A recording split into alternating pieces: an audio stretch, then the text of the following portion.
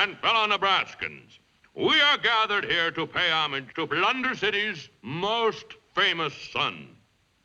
A man who absorbed science and appropriated its marvels for the benefit of humankind. I have known Wilbur Shucks since he was a spratling. Willie, if I may use the familiar, was a biddable boy, bright as a new penny. Commencing his career right here in Blunder City, he unfortunately was dealing with a callous public. I was the only man in town in a position to encourage young Willie's enterprise, to recognize the potential of this sensitive lad. And it was to me that he brought the first crowning achievement of his mechanical genius, a fact from which I did not, I must confess, derive much comfort. Faster, boy. But whether the glowing promise of this boy would be implemented in deeds of greatness, I never for a moment doubted.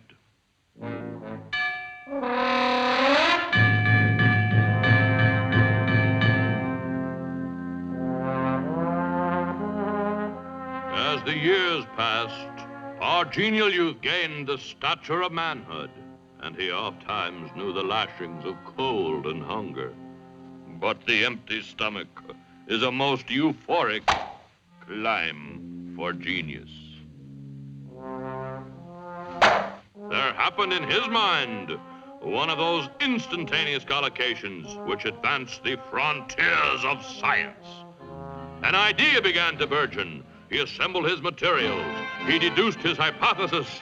He squared his cube and with scientific detachment observed the results.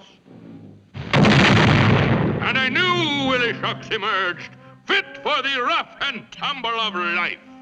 Now began a series of experiments to harness his vast, untapped source of energy.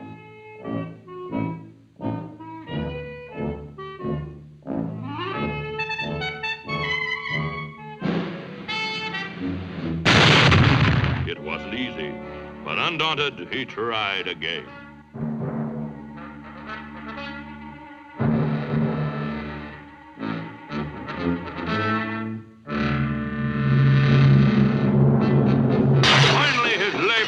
Crowned with success, and remembering his old friend and benefactor, he called me to view his masterpiece. Now, I'm a busy man and a reasonably cheerful one, always eager to help a young man of my own kidney. And so dispassionately I weighed Willie Shucks, and I did not find him wanting. He showed me his life's work, and I knew that my faith in him had not been misplaced.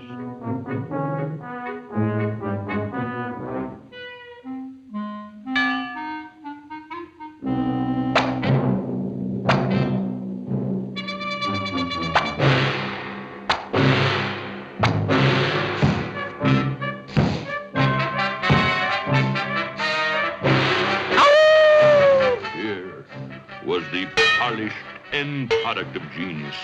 Here was the coordinated complexity of mechanical know-how. It stirred me like a bugle. At the altar of science, I was humbled. Master!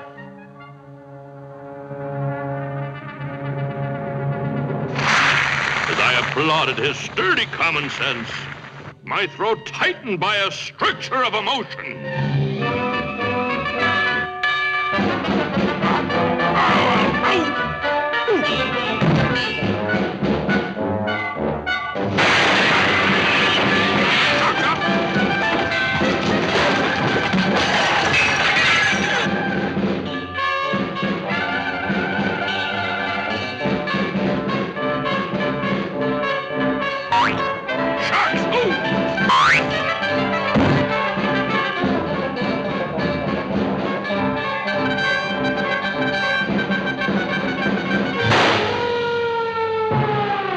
My lawyer.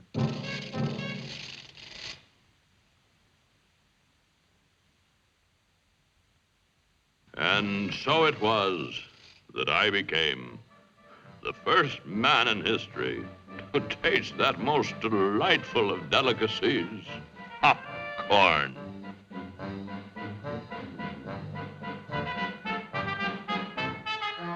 Thus, we honor the memory of Wilbur Stuck.